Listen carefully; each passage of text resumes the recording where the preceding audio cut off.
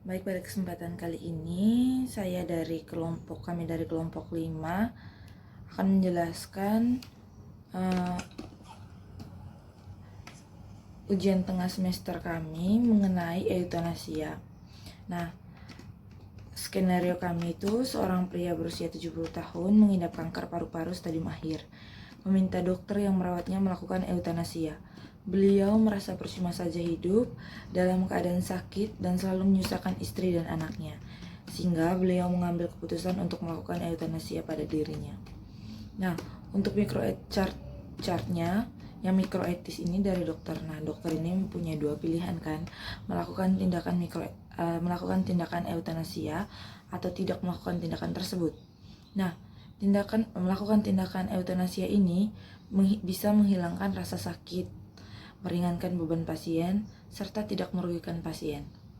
Sedangkan, jika dokter tidak melakukan tindakan tersebut, berarti pasien akan merasakan kesakitan, keluarga juga akan terbebani, serta dokter tidak menghargai keputusan pasien.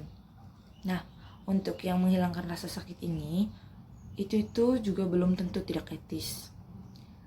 Kemudian yang meringankan beban ini, itu juga bisa dikatakan belum tentu tidak etis. Yang tidak merugikan pasien juga, itu masih belum tentu. Kemudian tidak melakukan tindakan, pasien akan merasakan kesakitan itu tidak etis. Kemudian keluarga akan terbebani juga, itu belum tentu. Dan tidak menghargai keputusan pasien itu tidak etis. Kemudian selanjutnya akan dijelaskan oleh teman saya. Baik, di sini saya akan menjelaskan tentang mesoetis. Nah, mesoetis ini yaitu rumah sakit. Rumah sakit ini melakukan eutanasia dan juga tidak melakukan eutanasia. Nah, jika melakukan eutanasia secara tidak langsung menghilangkan nyawa pasien, ini merupakan juga tindakan yang tidak etis.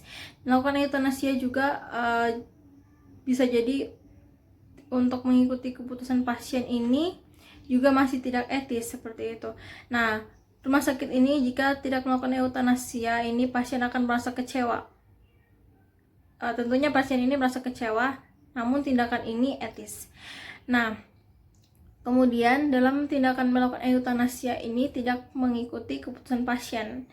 Iya, memang tidak mengikuti keputusan pasien, tapi tindakan ini masih etis. Pemerintah itu bisa menyetujui, jika pemerintah menyetujui eutanasia, itu poin pertamanya karena bersifat limiatif atau terbatas. Karena mencegah pengajuan eutanasia itu tidak sewenang-wenang. Poin kedua, harus memiliki persyaratan medis yang etis.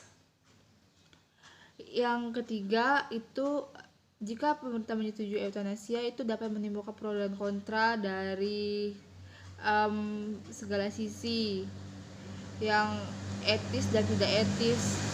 Selanjutnya, jika pemerintah tidak menyetujui eutanasia, karena poin yang pertama, hidup dan mati itu ditentukan oleh Tuhan. Lalu, jika pemerintah tidak menyetujui eutanasia, itu karena tidak boleh melakukan eutanasia menurut kepentingan pasien, dan itu adalah tindakan yang tidak etis.